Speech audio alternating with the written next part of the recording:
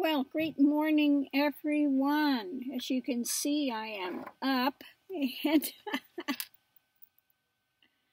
oh, mercy. It is cloudy. We've got dark clouds over there, but we've got some sun peeking through.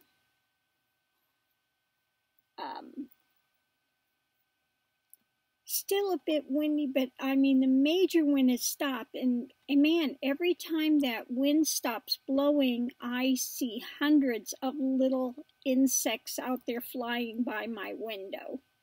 So it's like, which is worse? The hundreds of insects out there flying that if you open your door, you know, how many of those little buggers are going to get in here, and then you'll be out there walking trying to, find your way through them. I mean, there are just hundreds of those little buggers out there this morning. So yeah, the minute the wind starts dying down, here come the insects. Got up this morning, I looked. My neighbors over here with the tent, the neighbors over there with the tents, all packed up in the middle of the night and left. I was saying yesterday, that's not going to fare very well because that wind is strong out there, and it was supposed to rain last night. Now, I don't know if it rained or not, but wind and rain in those tents and these bugs, and not a good combination. So I got up this morning. I was going to, usually I make my coffee, I turn on the generator, and but if I had the neighbors, I wouldn't have done that. I would have done it on the stove. But since they all packed up in the middle of the night and left, and turned on my generator and made my coffee this morning.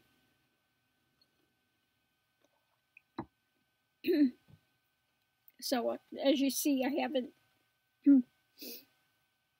done anything this morning other than get up and throw on something warm, throw on some long sleeves, and make my coffee. Okay. Now, I was starting to read this book, and then I just had to, I'll show you the book. It's like, oh my God.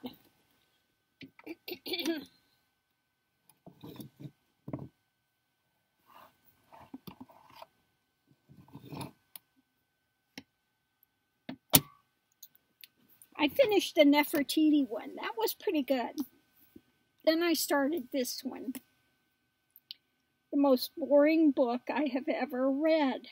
It is so dry, so just, this woman is like a historian, and she's writing all about this Medici family. And it's so dry and so boring that I got that far into it, and I said, I can't do this anymore. This is, I don't want to know about all their, it's just boring the way she writes it, okay?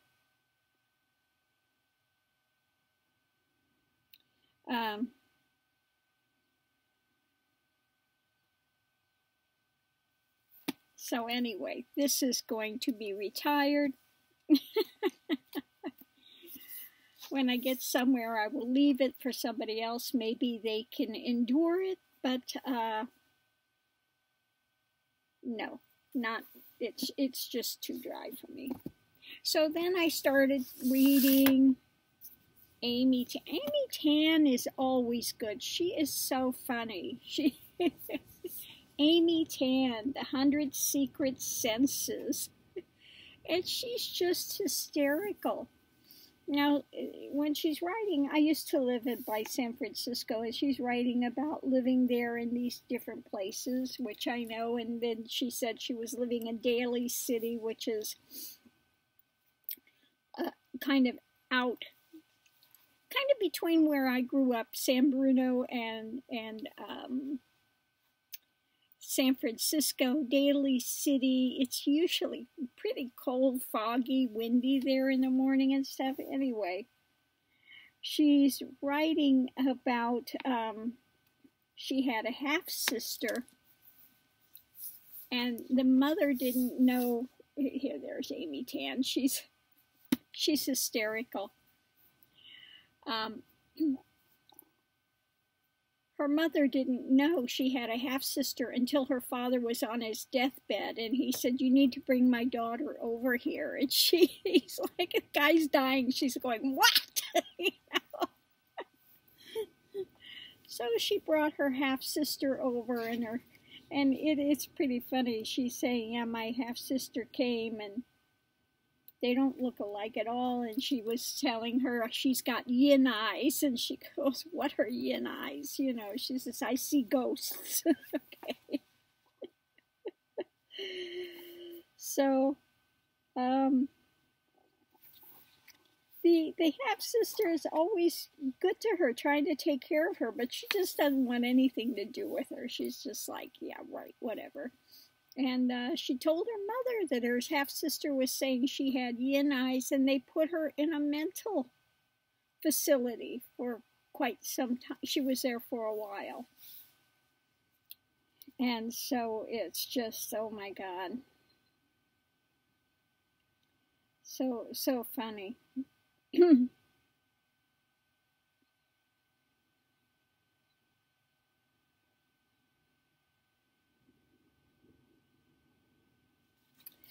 So it's, I used to also live in Chinatown, San Francisco Chinatown, and my daughter's half Chinese, okay? I was married to Tang Te Min. Okay. Pretty Chinese. Okay. Anyway. So my daughter's half Chinese, and I did live in San Francisco in Chinatown for some time, and yeah. Now my daughter's father he's Northern Chinese, so very tall. He was very tall, and his family, he was raised in Korea. When the communists took over China, his family were prominent people, and so they left. I guess one of his relatives, they would have really been a target, because one of his relatives was one of the first emperors, or kings, whatever, emperors in China. So they were a prominent family with, you know, the bloodlines of the emperor. So they left everything that they had, and were fortunate to escape with their lives, and they went to Korea. So he was raised more in Seoul. So anyway, that's that. we had a very short marriage, and it was really funny. He always kept the shirt that he was wearing when he met me. He kept it in his closet. And he had gotten married again. He married a Korean woman. And they had a couple of boys. And every once in a while I would talk to him. He'd always call me his angel. Because the reason we split up was nothing to do with anything, you know. He wanted to blame me. When he got here, he wanted me to find him a job. I said, "I can't. You have to go apply yourself, and you have to interview. I can't just go tell people you need a job." And he said, "You're not supportive. You're not helping me. You don't want to, you know." And so he wanted a divorce. I said, "Fine. Have your divorce. Fine." And I took my daughter. She was like, I think we split up when she was oh, she was only like maybe 3 months old. And I left with my daughter and, you know, raised her on my own. And afterwards, he had found out that what I told him was true. I couldn't just go find him a job. It wasn't that I wasn't supportive. You know, he was a jerk. It was his fault, nothing that I had done or was not willing to do, etc. So, long story short, years later, he wanted to come back in my life and just thought we'd just pick right back up. I said, oh, no. Number one, I raised my daughter by myself. He never sent birthday cards, Christmas presents, nothing. He sent $100 a month. And that was it. He did nothing else. No communication with her, nothing. When she got older of age, he wanted her to come up and help work in the family business. I said, oh, no, this is not happening. Are you out of your mind? No. You know, he had, he's a very good chef. Okay, very, very good. And he was expecting her to come and help run a restaurant. I said, no, she's not, no. You have no claim on her. No, this is not going to happen. She's going to live her life. He was trying to say she has to marry a nice Chinese boy and this and that. I said, oh, no. She'll be with whoever she wants to be with. This is not going to happen. You have no rights to say anything. You have not been there. Then he thought he got a divorce. He thought he was going to come waltzing back into my life.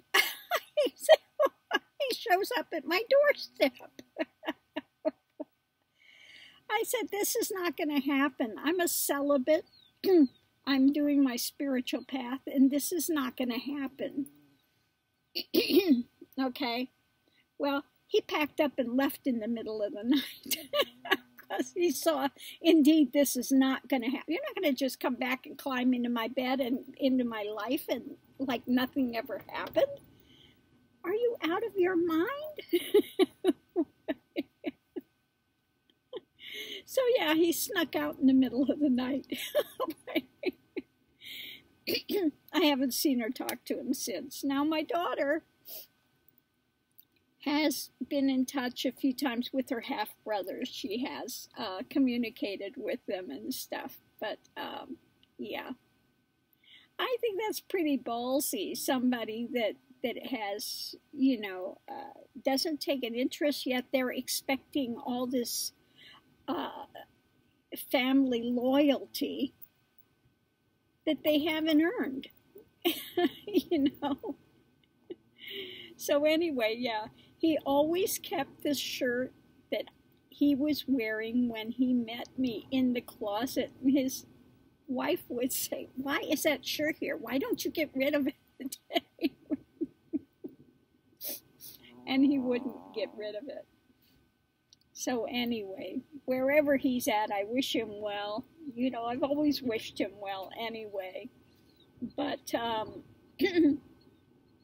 he is a hard worker, I have to say. He's a very hard worker and things, but he really does have that Chinese mentality, okay, through and through, yeah.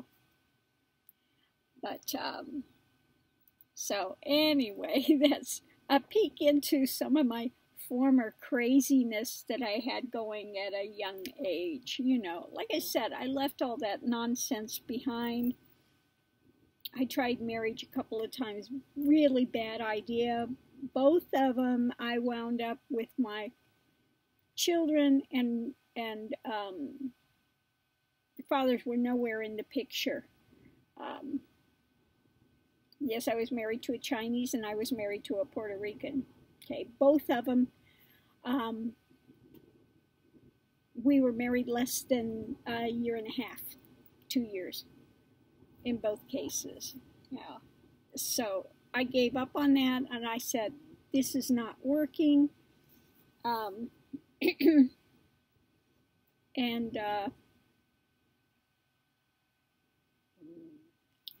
went on my journey, did my spiritual path, which was a good thing. Okay.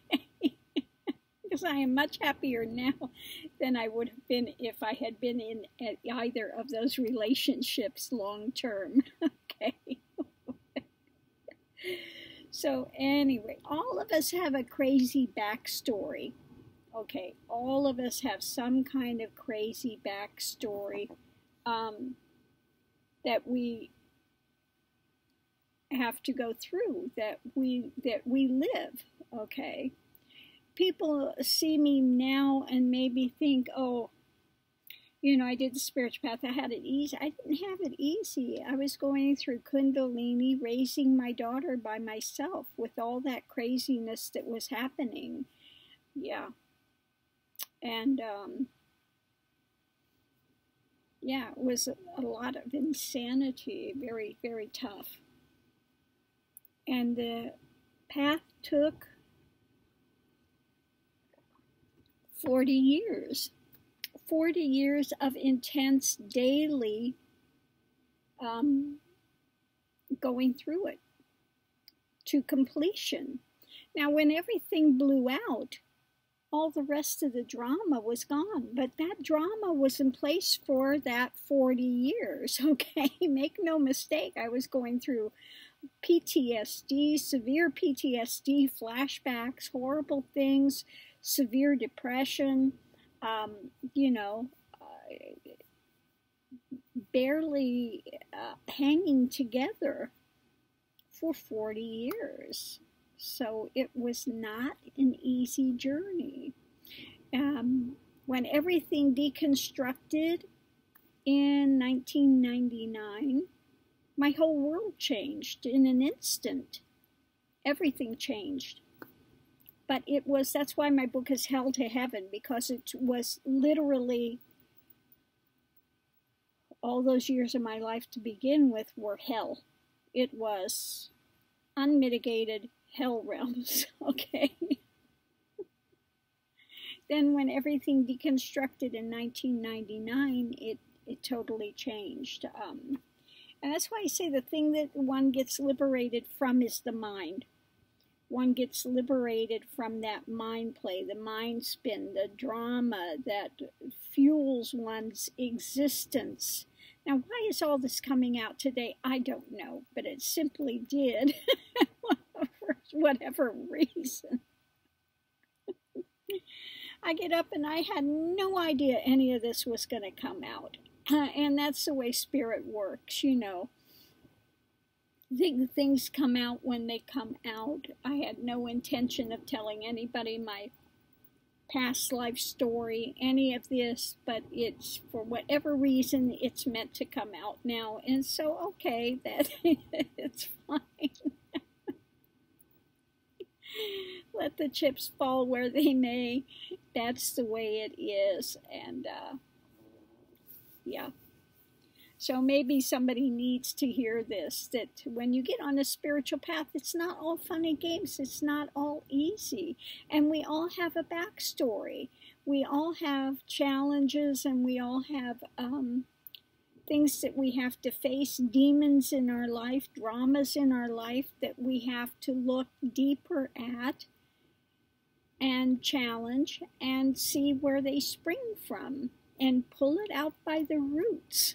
Okay, it has to be questioned very deeply. Okay, so I'm going to leave this here for now, have some more of my coffee, get my face on a little bit. And the wind is picking up again. Tons of little birds out there this morning, just flitting around. So yeah, it's, oh, there goes a big black raven. One of the big guys out there. And I don't know what these other birds are. They're little bitty birds, and they're just tons of them out there just flying this morning. They're so cute. They must be, I bet those little birds are eating those insects because they're very, the acrobatics of those little birds is wonderful this morning. I mean, just tons of them out there today. So I'm going to leave this here or it's going to take forever to upload. Again, if anybody has questions, comments, readings they want to see done, and excuse my wear today. This morning I got up and just threw on this wrap just to put something on. I'm going to change it. These do not go together. Oh my God. Sorry about that. That's atrocious. It suited the purpose in the moment just to be warm, put something on so I could get up and make some coffee. Anyway, see you online. Aho, have a wonderful Memorial Day. Yes, fought the good fight of the life. Oh, and onward we go. Have a wonderful morning.